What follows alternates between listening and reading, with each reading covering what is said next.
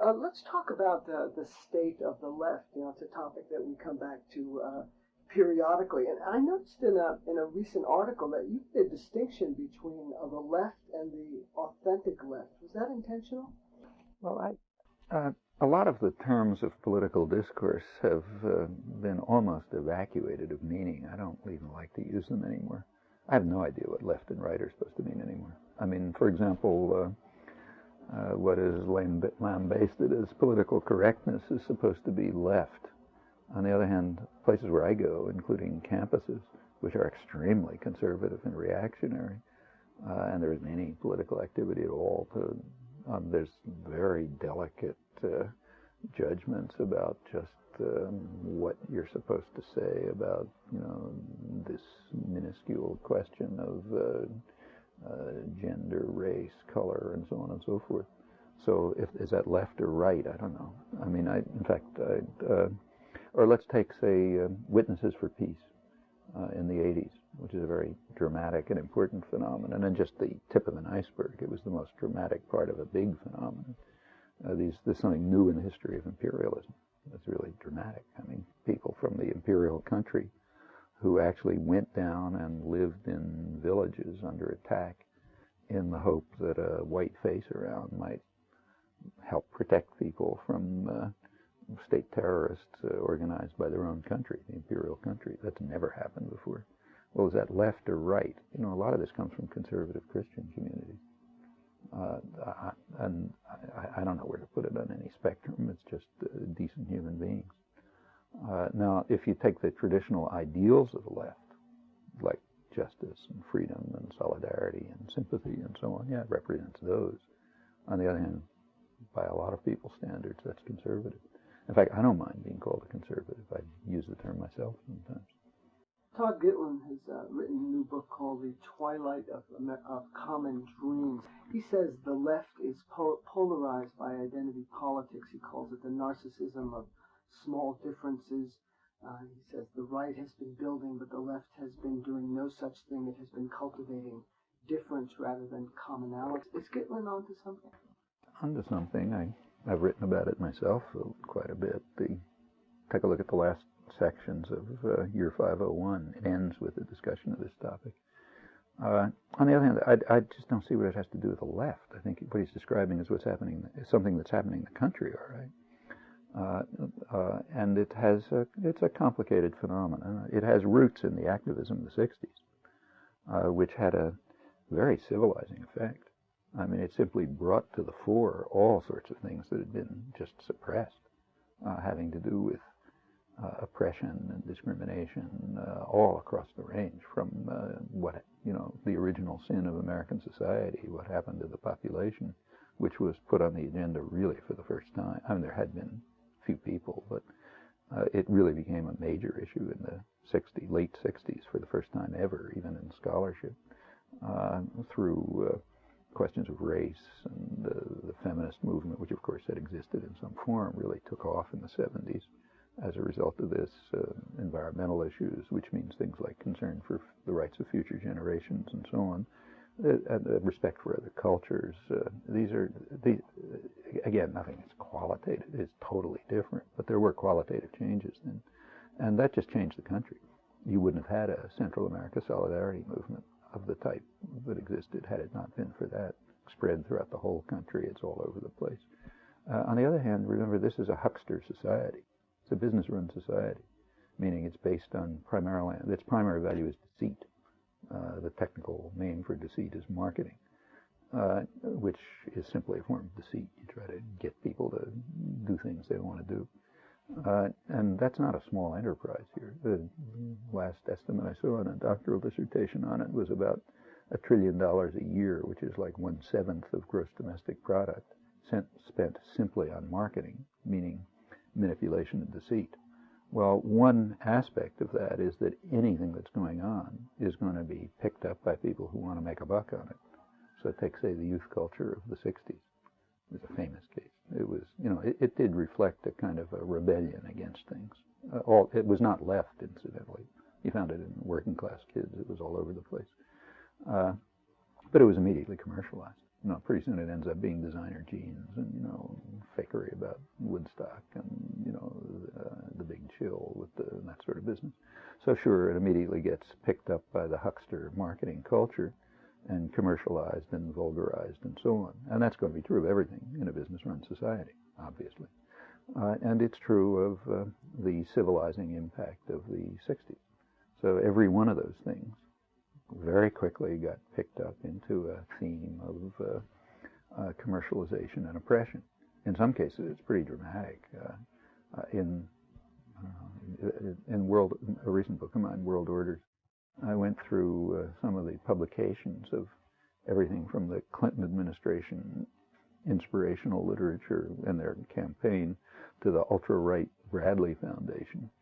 And it was kind of dramatic to see what they were, probably written by the same PR firm. What they were doing was picking up sort of, you know, rhetoric from the 60s radicals and shaping it into something which turns out to be advocacy of pure tyranny. So, yeah, we have to have power to the people, you know. We don't want to, like the Bradley Foundation has a very clever document. Actually, it was sent to me by some people who are confused by it, some activists who work on schools and read this stuff and said, yeah, this looks like what we believe. What's wrong? We know these guys are monsters. And when you looked at it, it was done by guys in PR offices somewhere who get paid a big salary for a reason, you know. And they did exactly what they should have done. They took all the kind of liberatory rhetoric and said, yeah, you know, we really, politics is, it doesn't make sense to have, it's not real democracy if all you do is just show up and vote, you know, once every 4 years. It's got to be more than that.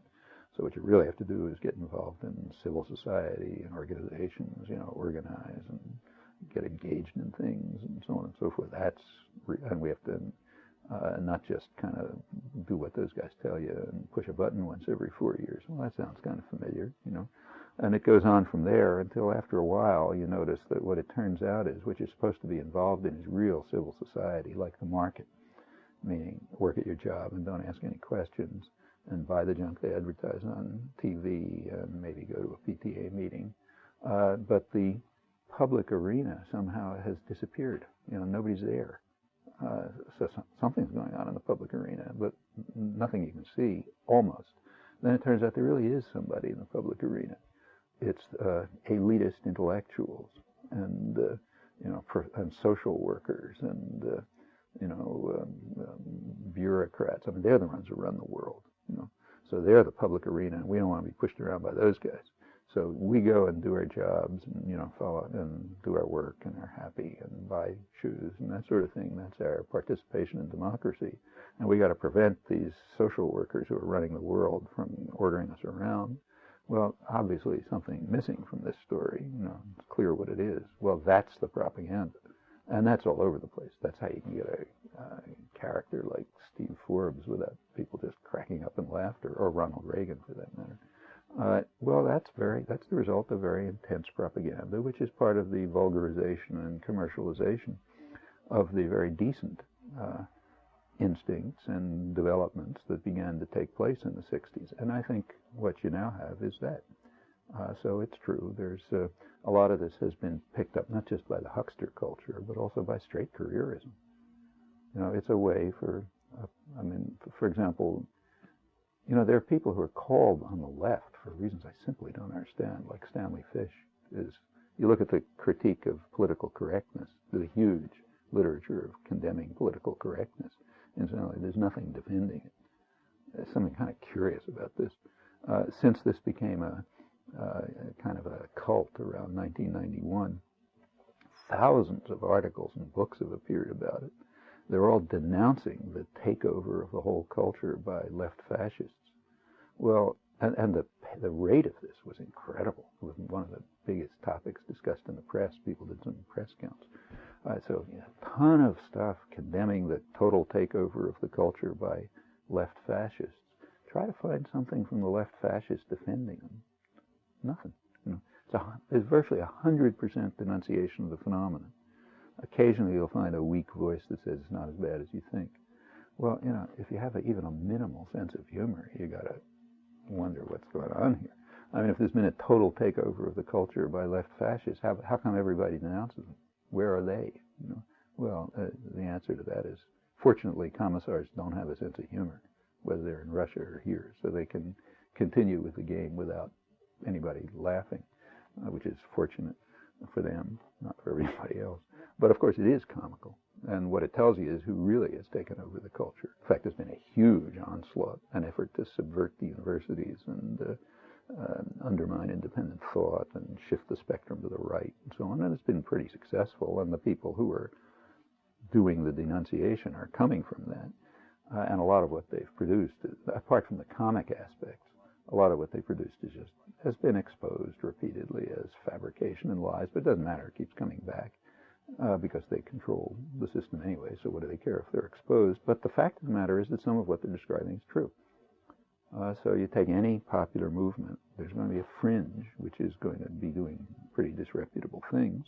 And furthermore, when it enters into a huckster culture, that fringe is going to be commercialized and vulgarized, both for careerist reasons and for reasons like selling designer jeans or whatever it may be. And hence the fringe will be magnified. And then there's something for the commissars to criticize, namely the fringe, which is magnified by the forces that they represent. On the other hand, at the core of it is something pretty decent. Now, getting to the left intellectuals, there are plenty of very honorable left intellectuals, and with many of them I just flatly disagree. You can find it in print. Mark Raskin, who's an old friend and a close and valued friend, we've had exchanges in print.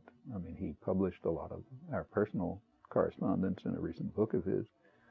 There's more material in papers, not just Mark, but a lot of people. And these are people with whom basically we're all in sympathy in many ways, but differ very sharply on these issues. In fact, as I mentioned in Z papers and also in Year 501, I think there's something kind of ironic about the comparison of today and, say, as recently as 1930s, and in fact, way back before that. Take, say, the 1930s. At that time, there were plenty of left intellectuals, but they were doing things like worker education or writing books like Mathematics for the Millions.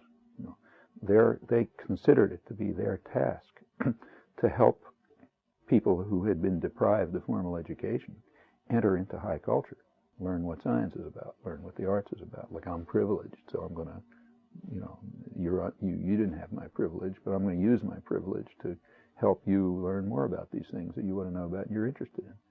That was considered just an ordinary, you know, like minimal responsibility of privileged people, namely intellectuals were privileged people in the 30s. Well, now the counterparts to these same left intellectuals are telling people, you don't have to know anything. It's all junk. It's all a white male conspiracy. Leave rationality and science. Put all those weapons in the hands of your enemies. Let them monopolize everything that works. And you just walk around being flaky or, you know, talking about something or other. I mean, this is, in my view, this is not very much different than the Pope in Central America right now telling people, look, don't worry about your life. Just read the scriptures and be decent and moral and everything will go away. You know? Yeah, sure. That's a nice message if you're working for the rich and powerful. And to see left intellectuals doing something which happens to be, in my view, functionally very much like that is extremely unfortunate. Now, they don't see it that way, of course. They think it's liberatory, but I think they're wrong. Historically, the left has been somewhat ambivalent about political power, and it seems that the right has no such inhibitions. They want it. Is that effective? Well, again, I don't like the term left and right much, but what's called the left includes Leninism. I don't consider it left, but in conventional discourse, I consider it ultra-right, but it's considered left. And they were certainly very interested in political power, in fact, more so than anyone. So that distinction, these distinctions just don't, conventional discourse does not, the conventional way of using political terminology does not provide us with useful concepts. They are so distorted and irrelevant that it's almost better to throw them out. So how do we talk?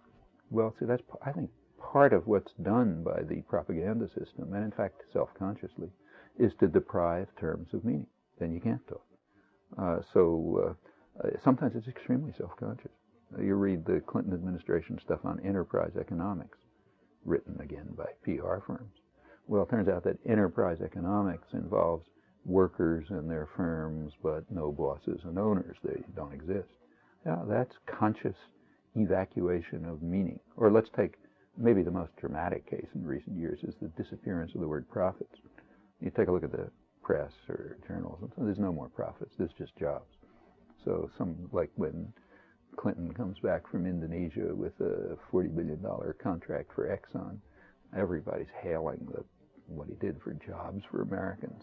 Like profits for Exxon, oh, perish the thought. Of course, Exxon stock shot up, but that's because all the investors were so delighted about the jobs for Americans. People read this day after day, and after a while you say jobs. In fact, even the left gets into it. Like the left often talks about the Pentagon as kind of like a scam, because congressmen vote for the Pentagon because they want jobs for their district. Jobs? Is that what they're worried about, these guys? I mean, I can think of something else they're worried about for their district, and it isn't jobs. But that kind of evacuation of meaning probably starts at some relatively conscious level and then just gets into your bones. And you do it, and it happens across the board. So I don't see any reason, say, why Leninism should have any relation. It has nothing to do with the values of the left. It's radically opposed to them, which was recognized at the time, incidentally. You read the left Marxists, who were mainstream Marxists, like Pannekoek and Maddock and Korsch and others, were very straight about it. In fact, Trotsky even pointed it out years earlier. Then he decided to join it. But you look at Trotsky's critique of Leninism in the early part of the century, he says, look, this is just going to turn into dictatorial rule by a central committee and then the leader. Rosa Luxemburg, in a sort of kind of friendly way, she didn't want to destroy them, was saying the same thing. Bertrand Russell said the same thing. Of course, all the anarchists did. Yeah, sure, it has nothing to do with the left. This is a dramatic attack on the left. To call this, I mean, these guys, remember, called themselves not only socialists, but also Democrats. Eastern Europe were the people's democracies.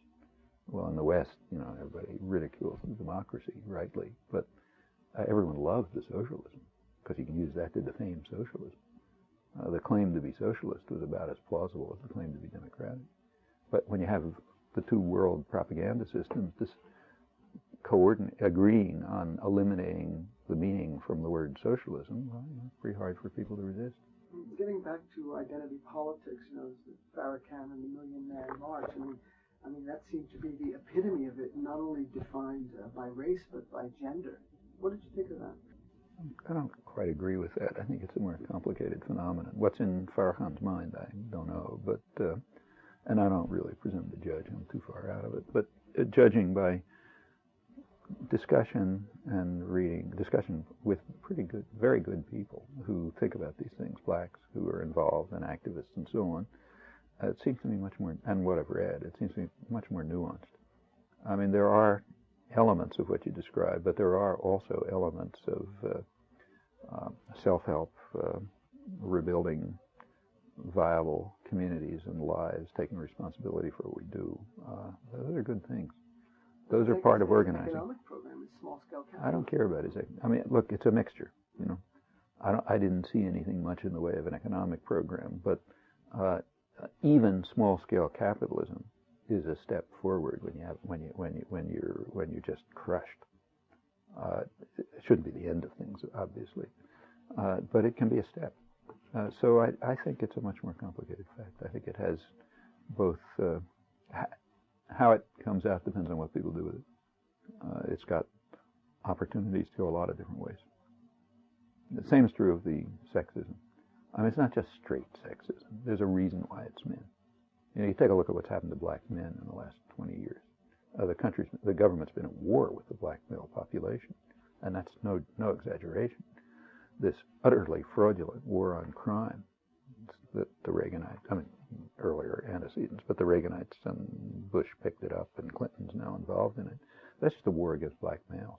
In fact, you couldn't doubt that it was going to turn out that way. There's good, actually, even academic work on this by now. There's a book by Michael Tondry that was just published by Oxford University Press, which points out I think very convincingly, that every analyst had to know that that was going to be the effect.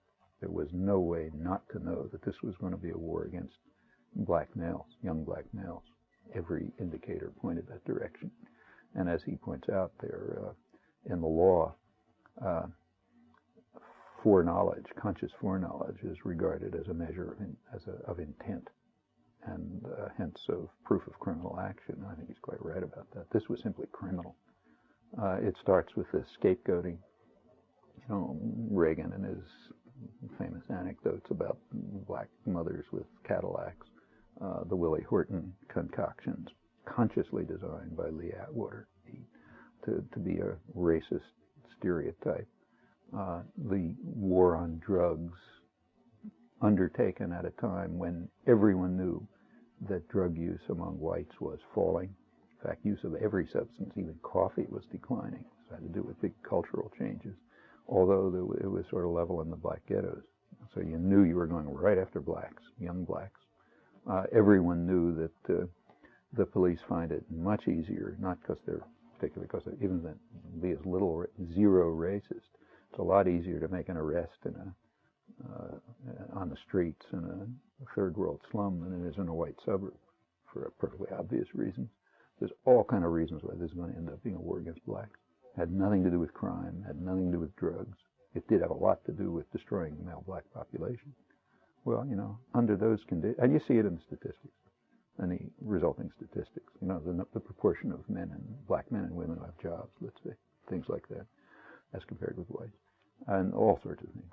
So you look at that and you see, well, look, having a million-man march is not just sexism, it's other things. No.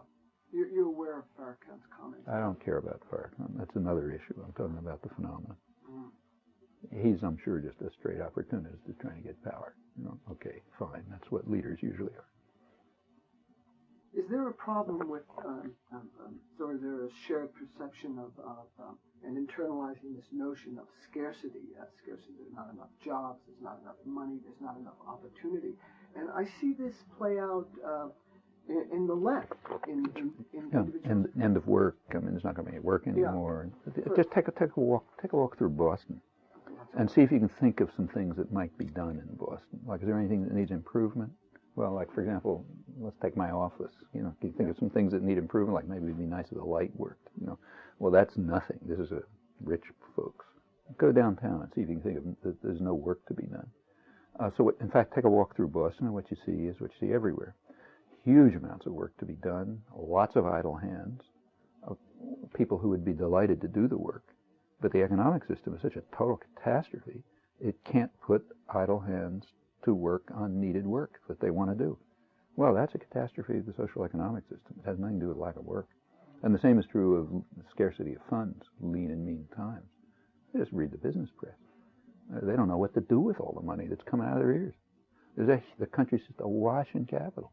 There's no lean and mean times. These are all frauds. Nevertheless, you have stories, you know, like well-established left journals refusing to share their subscription list, for example, with ones that are trying to get started, or you know, public. Or review each other's books. It's all over the place. But I mean, look, people who are on the left don't suddenly become saints. You know. Fair enough.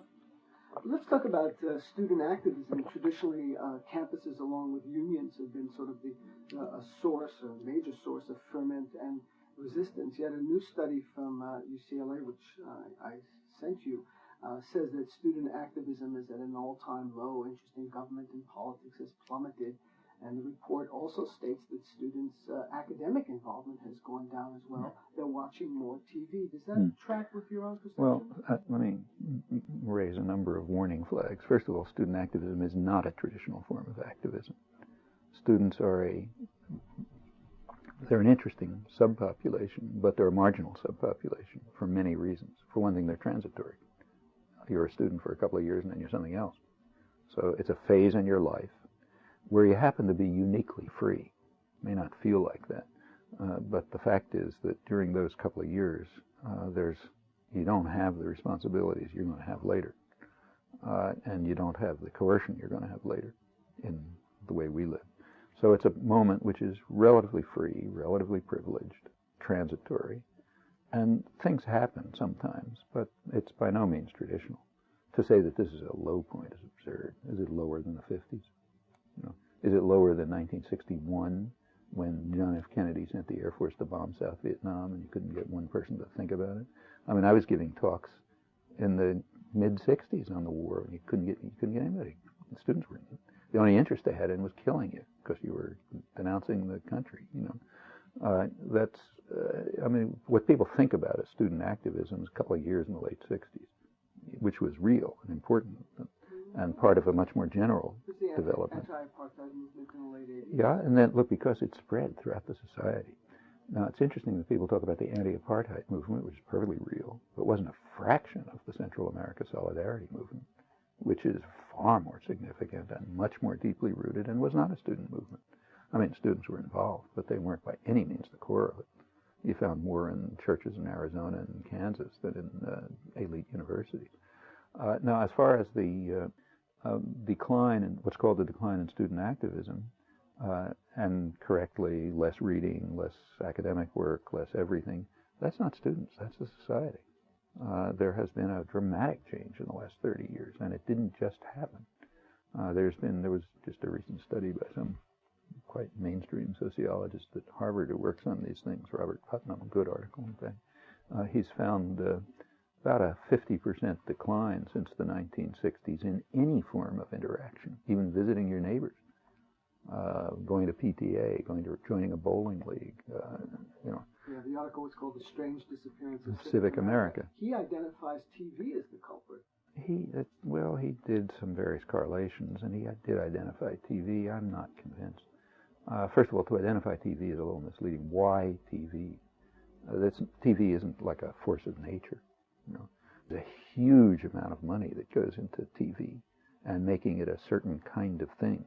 TV is the core of the marketing culture, and TV is designed to have certain effects. It's not designed to empower you.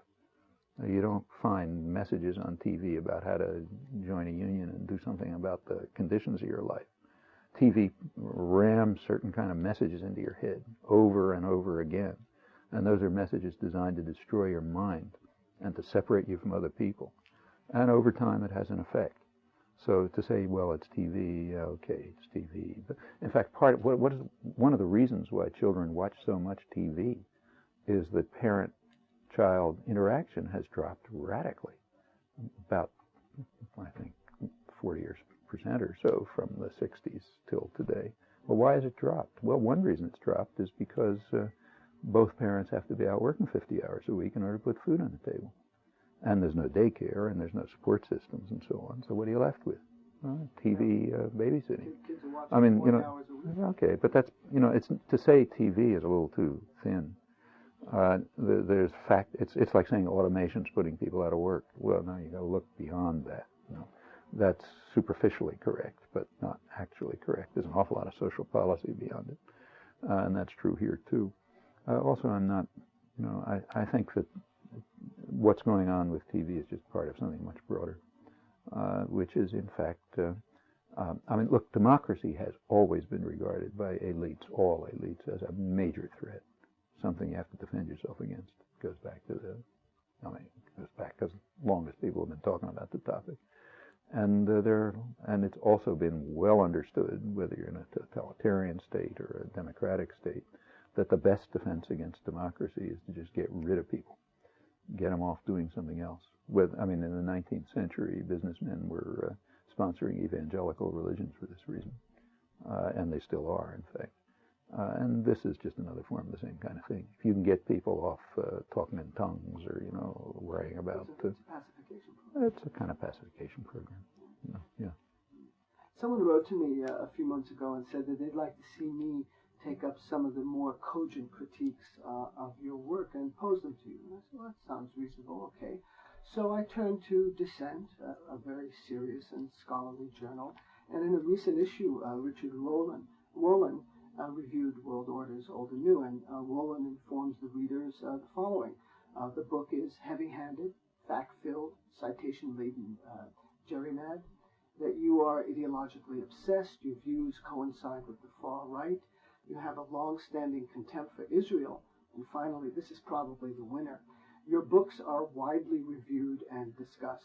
You left out the main line. He starts off by saying that I have what he calls a stump speech. The one thing that I say all the time is that the United States is a totalitarian fascist country. That's his main point. In fact, I wasn't going to respond, but some friends associated with dissent asked me to respond, so I did. And what I pointed out, which happened to be true, is that when I looked at his review and threw it where I throw dissent usually, it just happened to come exactly at the same time as two interviews, one in London, one in Greece, in which I was asked the question I'm always asked: why do I keep talking about the United States as the freest country in the world?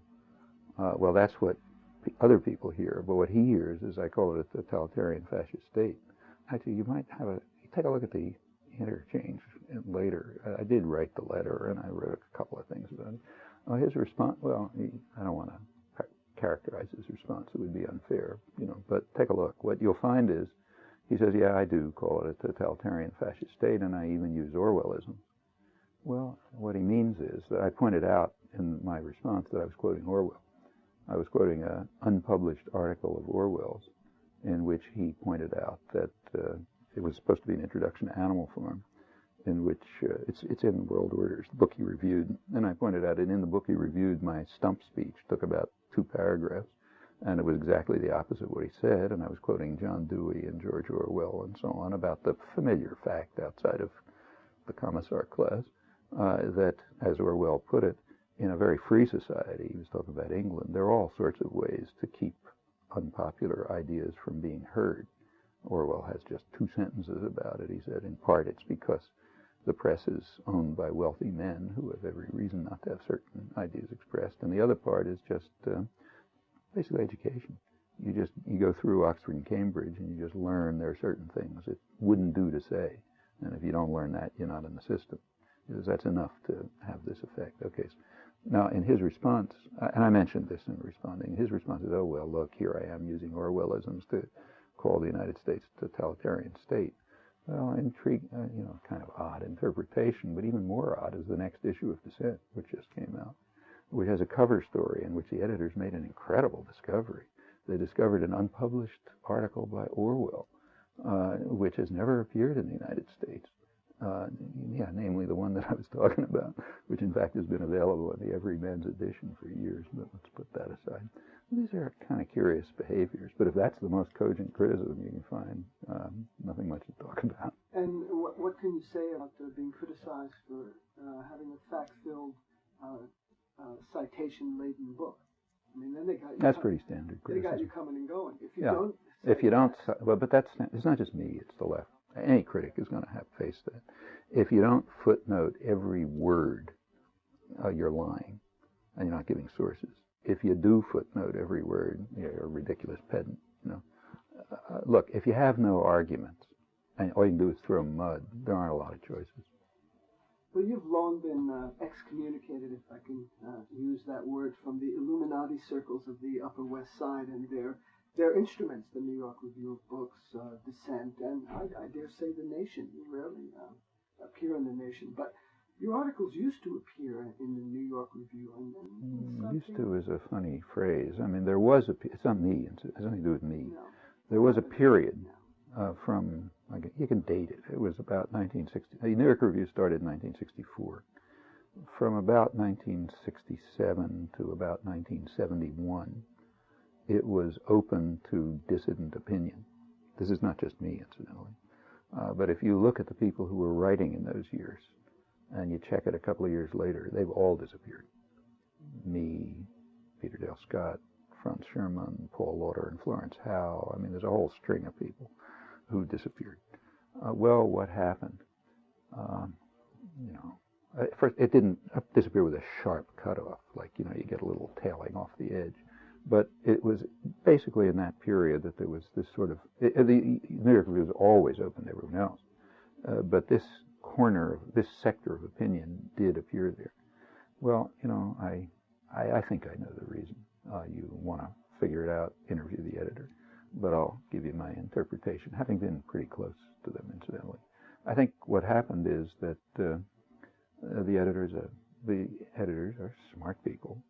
They know their audience, and you couldn't fail to see, sitting in New York in a New York office in 1966, that something's happening to your, to the people you're addressing, say young intellectuals.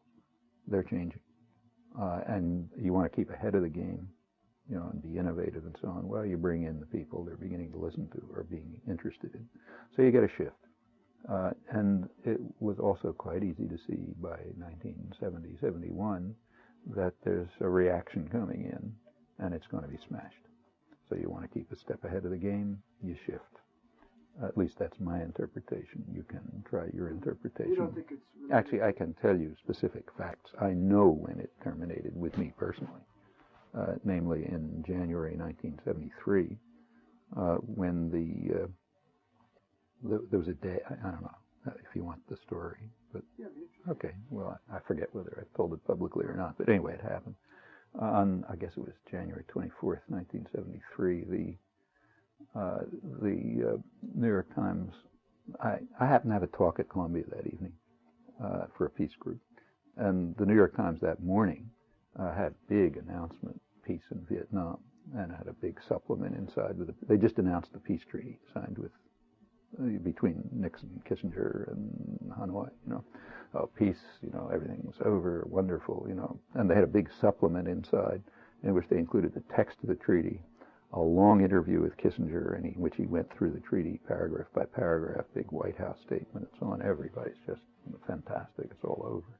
Well, I was suspicious. This had happened in October 1972 when Radio Hanoi announced a peace agreement, and which the U.S. had been keeping secret, though it conceded it had signed it, and then they let Kissinger on television for the first time, and he went through it saying, yes, peace is at hand, a deep voice, and then he went through the peace agreement and said, we're going to reject every single thing that we agreed to, and we're going to go on bombing them. But it was right in the last week of the campaign, and the press only picked up Kissinger's first line. They said, yeah, peace is at hand, wonderful, it's all over, and so on, vote for me, vote for Nixon.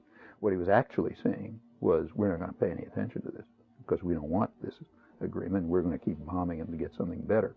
Actually, I wrote about that, but only in Liberation, which came out in December. It didn't matter. So it's like it didn't exist. Okay, then a month later, comes the Christmas bombings. They didn't work. The U.S. was losing all sorts of B-52s. It was getting in huge trouble around the world. There was a big protest. So they cut it off. And what in fact happened is they accepted the October proposals that they had rejected. That's not what the press said, but that's the fact.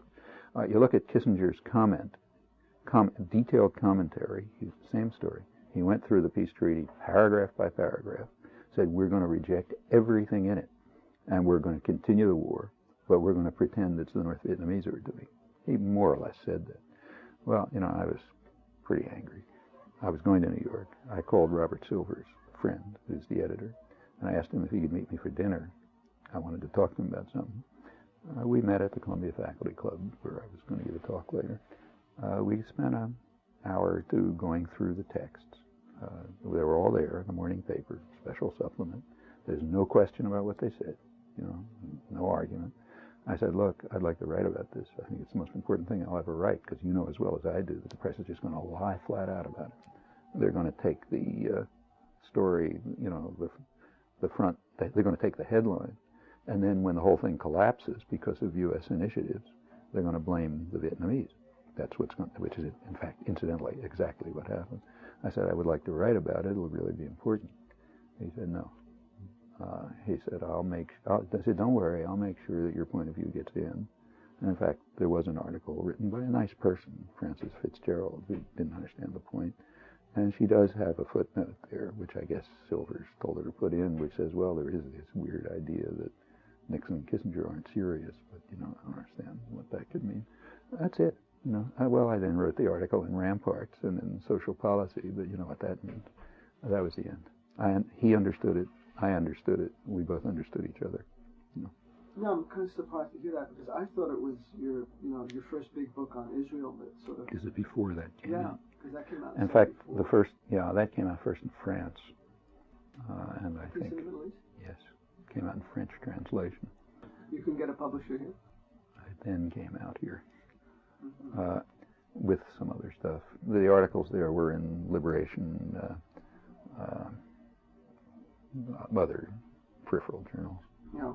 What about the Nation? I mean, why are you so infrequently in? Well, it's complicated. I never had any contact with the Nation until about late 70s, I guess. When I did, I guess I wrote a couple of reviews for them in the late. I may have forgotten something, but so check me out. But my memory is I wrote a few reviews for them in the late 70s, one or two, and then an article now and then. Occasionally I'll take part in a symposium. In part, it's my choice. I mean, like they've asked me sometimes about things I didn't want to do, you know. But mostly we sort of are at arm's length. You know, we don't see things really the same way. I interviewed Navasky once, the editor, in the late 80s, and he said he was very uncomfortable with your views on the Middle East. It's not just, I mean, Victor, who I like, has strange ideas. He wrote me once saying that, you know, well, I hate to quote him without sight unseen, but the content was sort of like this. I have the letters that he'd been giving talks around the country and fundraising for the Nation, and people kept asking him why I wasn't there and so on, and he kept telling them, well, look, it's because I keep sending them these huge articles which are way too long and so on and so forth, and they just can't run them. And I politely reminded him that I had once in my life sent the Nation an article. It was 2 pages long, and I had never even received an acknowledgement of it. That article was right after the bombing of Beirut ended in August 16th or so, mid-August 1982. And then there was a flurry of talk about how there's going to be peace and this and that, and it's all going to be wonderful. And I wrote a brief article saying this is nonsense. The United States and Israel are intending to continue, and there's going to be further atrocities. And I described what was happening from the Israeli press. And in fact, I didn't know sub-Resitila was going to take place, but that's what I was describing. I sent that to the Nation in early September, but I never heard a word from them. That's the only article I've ever submitted. Often when in fact, that's the reason I wrote Fateful Triangle. I was so infuriated at the inability to get one word in to the press about what was actually going on that I figured I might as well just sit down and write a book. Maybe somebody will publish it. And South End Press did. Yeah. Often when you're introduced, you're identified as someone who speaks truth to power, but No, you take issue with that. Yeah, I don't like that slogan. I mean, I like my friends, the Quakers, are friends, and you know, we've been through a lot together, like going to jail and stuff like that, but I just don't agree with them, and I've told them plenty of times. Speaking truth to power is just self-serving. It makes no sense. There's no point going to Henry Kissinger and speaking the truth to him. First of all, he knows it already. What you do is speak truth to the powerless. That's what you should do. And then they'll act truth to power. You don't speak truth to power. That's a way of, that's a nice position for people who are privileged and want to stay privileged. Now, I don't want to say that that's what they are. They aren't. They're very honest, decent, courageous people. Some of the most I've ever known. And their lives aren't like this. But their slogan is. And I think we should keep away from that slogan. I think we should probably wind up now. Yeah.